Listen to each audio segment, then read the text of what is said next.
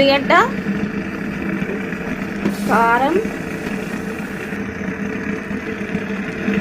పెసరపప్పు, ఉల్లిగడ్డ, టమోటా, కారం వేసినాయి. దీన్ని ఇలా ఉడకబెట్టుకోవాలి. ఉడికిన తర్వాత అరటికాయ వేసుకోవాలి. ఇప్పుడు ఉప్పు వేసాము.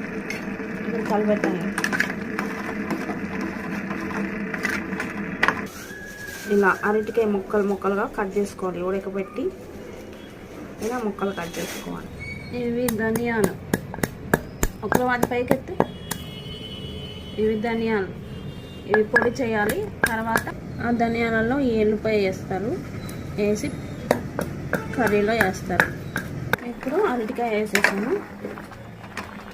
ఇది కొంచెం ఉడకాలి. ధనియాలు, తెల్లగడ్డ దంచుకున్నాం కదా, వేయించి పెట్టుకున్న ధనియాలు, తెల్లగడ్డ అవి దంచుకున్నది ఇందులో వేసేయాలి.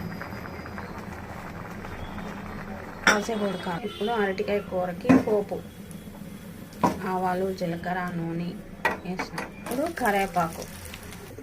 ఇప్పుడు ఈ తిరగమాత ఇందులో పోసేసాము. ఇప్పుడు దీన్ని బాగా కలిపెట్టి కొంచెం సేపు పోపు వేసిన తర్వాత కొంచెం సేపు ఉడికిన తర్వాత అంతే, రెడీ. పెసరపప్పు అరటికాయ కలిసి కూర సర్వ్ చేసుకోవడమే.